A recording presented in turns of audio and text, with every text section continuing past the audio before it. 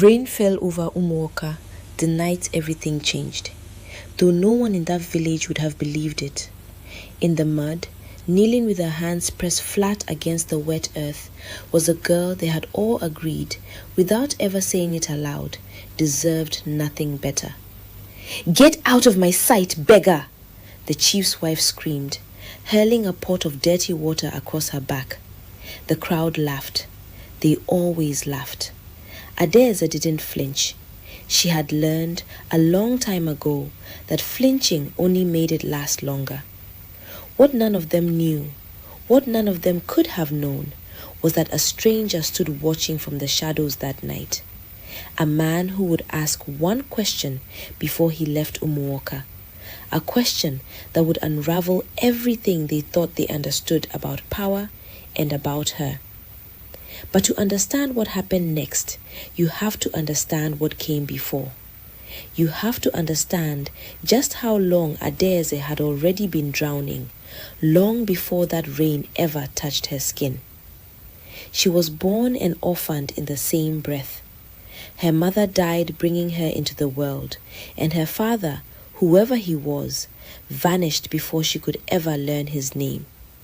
There was no funeral procession for a woman who died delivering a cursed child, the villagers said.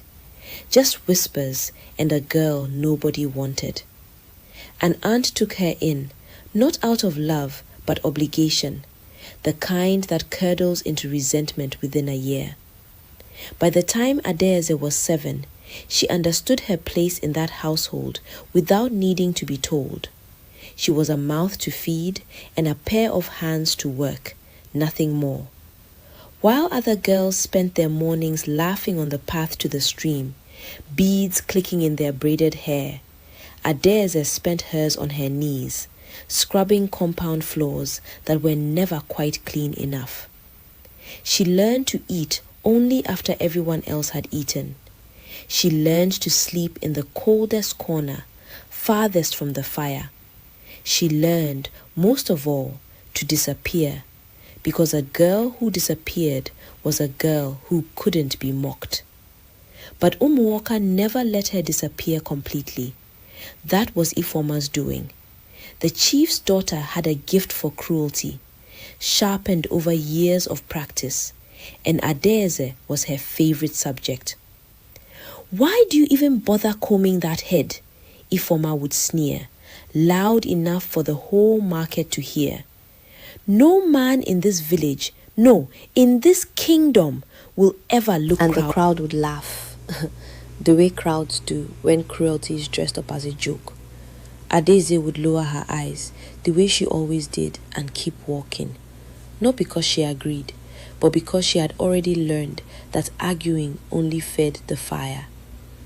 This went on for years, not weeks, not months, years. A slow, grinding erosion, one insult at a time, until most people in that village couldn't remember a version of Adaeze that hadn't already been broken down. She became a fixture of their cruelty, the way a stone becomes smooth from the same current wearing it down, day after day, for a decade and more. And yet, and this is the part Umuoka never understood, she never hardened into bitterness. Something in her stayed quiet and unshaken beneath all of it. Not anger, not yet. Something closer to patience, though even she couldn't have named it at the time. She had no way of knowing that patience was about to be tested one final time, because 3 days later, dust would rise on the horizon road, and the king's convoy would ride straight into the heart of Umuoka. The kingdom of Iguiocha was ruled by a young king named Obiora, sharp-eyed and already exhausted by a court full of noble women paraded before him like prize cattle, each one polished, each one performing a version of virtue they didn't possess. So Obiora had taken to traveling in disguise, a plain trader's tunic, an unremarkable horse, testing the character of the villages under his rule when they didn't know a crown was watching. When his convoy stopped in Umuoka for water, the village erupted into performance. Wealthy families pushed their daughters forward. Men offered him their finest Everyone, goods. it seemed, had something to sell him. Everyone except the one girl who simply walked to the well, filled a clay cup, and offered it to a tired stranger without asking his name. "You didn't ask my name," Obiora said, studying her with a curiosity he hadn't expected to feel that day. "You didn't ask for payment. Why?" "Because a thirsty man is a thirsty man," Adaeze answered, "whether king or beggar. Kindness shouldn't wait for a reason." He said nothing, but something in her answer stayed with him long after his convoy had ridden past the village gates, long after the fires were lit at his traveling camp that night, when he sat in silence and finally spoke the one question that would upend everything. "Find out everything about the girl who gave me water in Umuoka." His advisors returned within a day, and what they brought back wasn't a story of a simple village girl. It was a record of over a decade of quiet cruelty, of a child orphaned and unwanted, mocked and diminished by an entire village that had mistaken her patience for weakness. Something shifted in King Obiora's face as he listened. Not surprise, something colder and far more dangerous. Because in his kingdom, there was one law he enforced without exception. Cruelty to the powerless was cruelty to the crown itself. 3 days later, royal guards rode into Umuoka, not for tribute, not for taxes.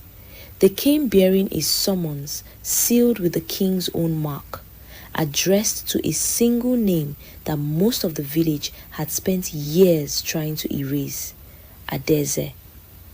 The same crowd that once threw water on her now stood frozen, watching in silence as she was helped into a royal chariot. Nobody laughed this time. Nobody dared.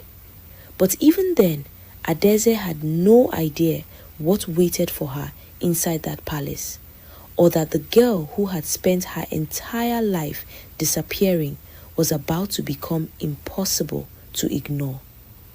The chariots passed through gates taller than anything Adaeze had ever stood beneath, carved pillars rising on either side like the palace itself was daring her to feel small. She had spent her whole life being told she didn't belong in rooms far humbler than this one. Now she was being led into the grandest room she had ever seen, and the old instinct rose in her immediately. Lower your eyes, disappear, don't be seen. She knelt before the throne because that was what was expected of her, not because she understood why she was there. Fear does that. It makes obedience automatic, even when the reason for it hasn't been explained. For a long moment, all she could hear was her own breathing and the murmur of a court full of strangers, all of them staring at the girl in worn cloth kneeling on their polished floor. Then she lifted her eyes, and the trader from the well was gone. In his place stood a king, full regalia, a beaded crown catching the light, the same sharp gaze she remembered, except now she understood exactly what it had been studying her for. "This is the only person in my kingdom," King Obiora said, his voice carrying across the entire court, "who showed me kindness, expecting nothing in return. I have searched 3 kingdoms for a wife with that quality.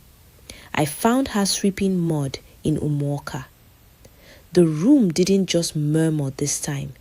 It broke into open gasps, nobles turning to each other in disbelief, because everything about this moment violated the order they had always assumed was fixed. A king did not choose a bride from the mud. And yet, here he was, doing exactly that in front of all of them.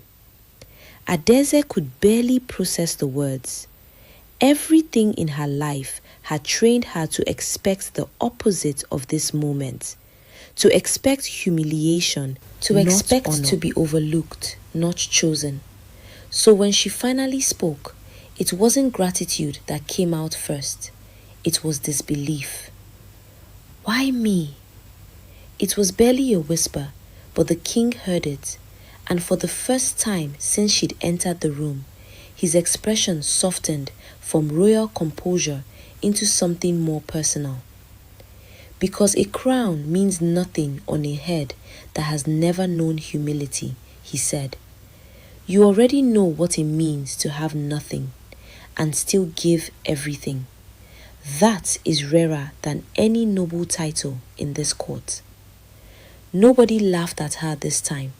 For the first time in her life, an entire room fell silent, not because they were mocking her, but because they didn't know what to say to a girl who had just been handed everything the world had spent years insisting she'd never deserve.